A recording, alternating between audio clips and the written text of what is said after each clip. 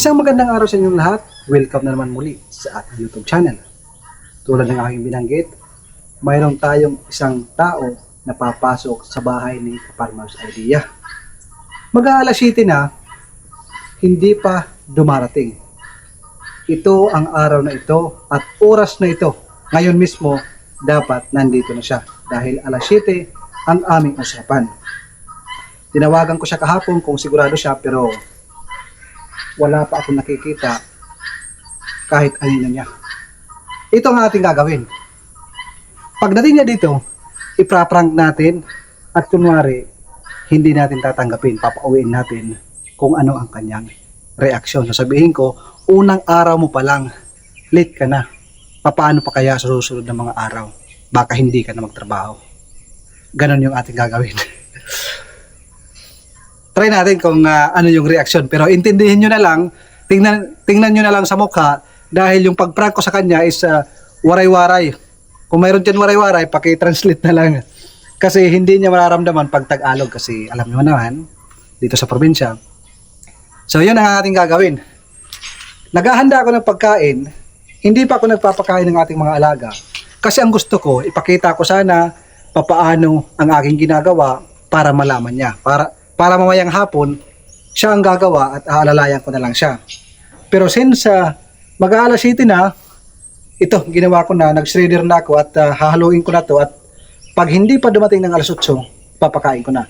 Pero pag dumating siya, ipra-prank natin. Kaya antabayanin nyo kung ano yung reaksyon. As in seryoso, papauwiin ko talaga. Pero pag umalis na, yun ay sasabihin natin, it's a prank. Ano oras na di? Ha? Di ba doon sa abot alas 7? Brad? 7:59. Alas 7 na sa abot, tama ng panubong. Di ba kanina kayo mapasok ka na? Hindi, wala. Okay.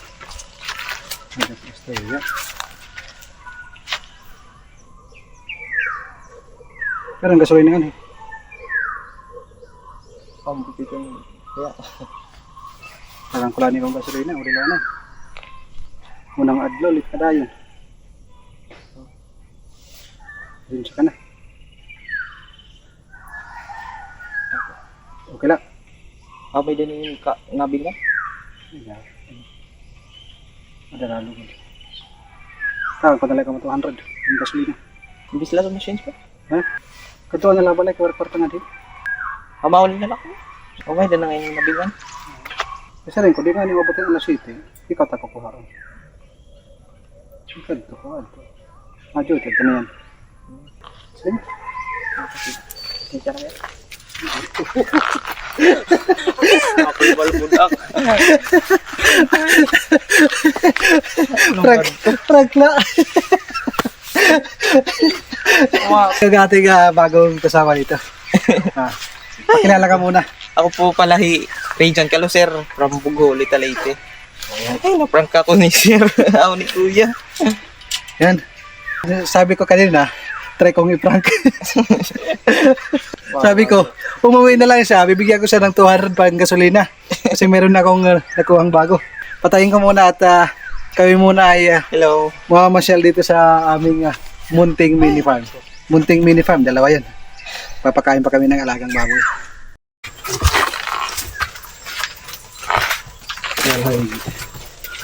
Pinahali-haligid na.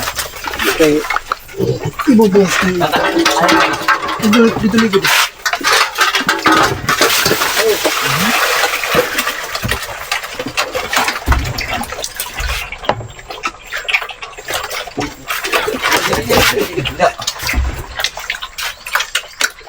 Dapat hindi yung labago din. Hindi sa nakawayan. Ano ito pakakalugat? Ito rin ako busy. Hindi ito dito. Tidak.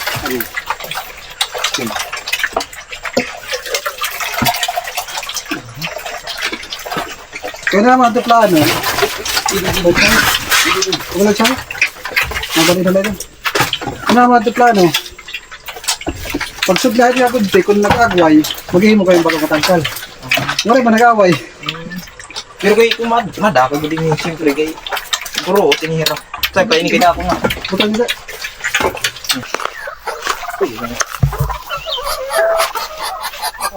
Sura kaon. Ini kamang kaon, gingagawas ko ini. Okay. Mga dahon, gipan. Ano ito, may mga dahon. Madardi ako.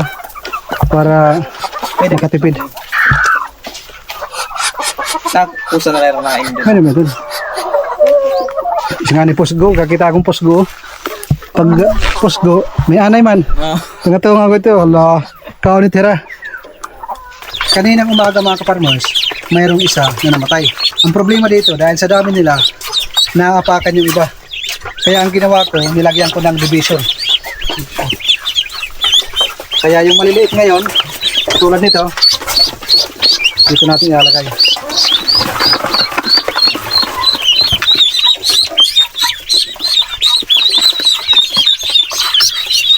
Ito, mabubulag ata yung isa. Sayang naman. Ano kayang solusyon dito?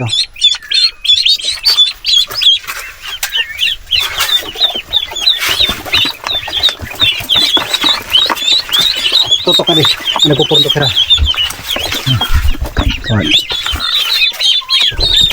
Iwalay lahat ng maliliit.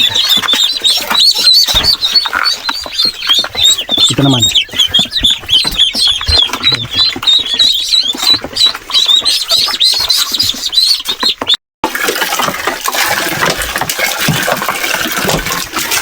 Ayan yung swimming pool sa ating mga picking duck na malalaki.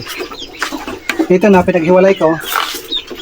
Dito yung maliliit at dito yung malaki.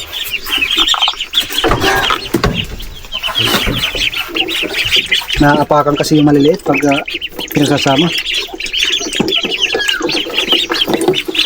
Ayan si Brad. Bago nating kasama. Magaling na. Hindi pa nga nagsisimula. Magaling na. Mas marunong na kaysa sa akin. Joke lang. Pagkuhan pa. Nag-aaral kami, nag-tutor dito. Sabi ko sa kanya, simple lang ang trabaho dito. Magpapakain ng alaga, katapos kami naman ang kakain.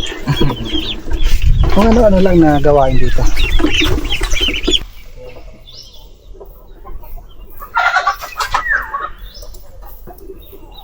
Sige, kaya man.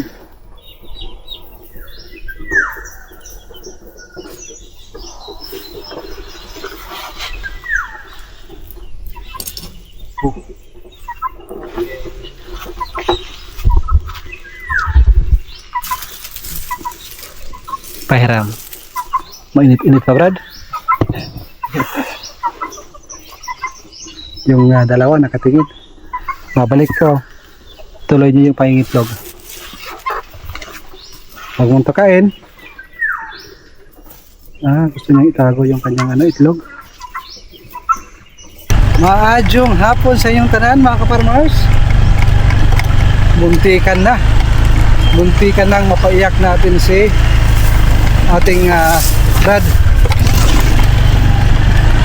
Uuwi na sana siya kanina. Hindi ko na prinag ng todo. Baka masubrahan. Half lang mga kaparmers. Kamsin. Dito na naman tayo sa ating triangle house. Yung ating mixture ng ating semi-organic na pagkain ng ating mga alaga ngayon. Banana trunk, ipil-ipil, commercial feeds, then yung ipa ng palay. Jigger.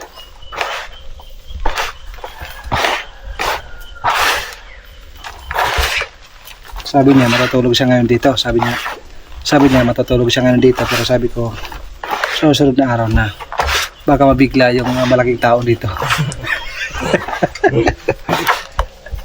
Sabi naman iniwala malaking tao.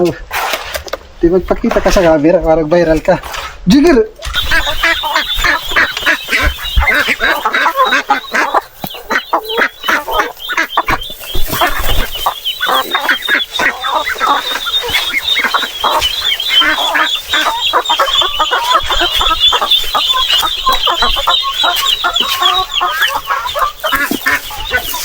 Kinukuha ko lagi yung mga itlog, mga kaparmers, pag meron itlog.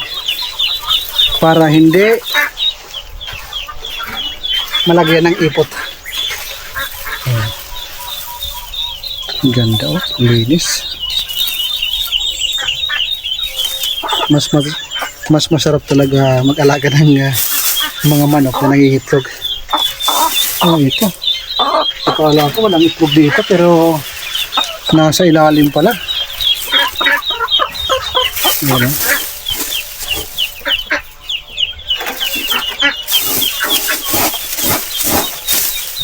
Kailangan ito malagyan ng ugod na dry.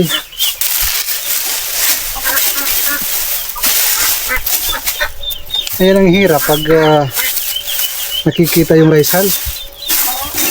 Inuukay. Naghahanap ng binlod yung ating mga alaga.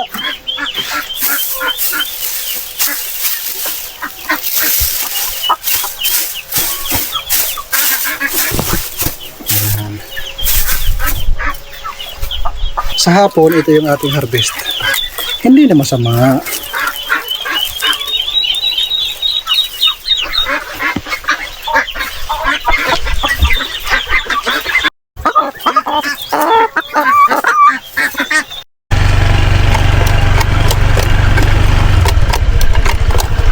Nag-training ako ng malupit mga kaparmers. Yung bago natin kasama, partner dito sa ating mini farm. Mabilis lang naman matuto dahil sanay sa probinsya. Pauwi ako sa bahay. Ang kagandahan lang dito sa Pilipinas, payapa, katulad nito. Meron tayong motor. Kapag motor lang tayo dito sa ating probinsya, nare-relax yung ating isipan.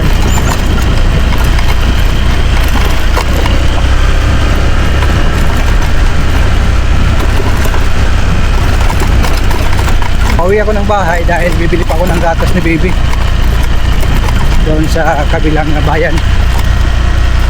Mamayang alas 6, babalik na lang ako sa ating mini farm para bisitahin, kumustahin yung ginawa ni Brad.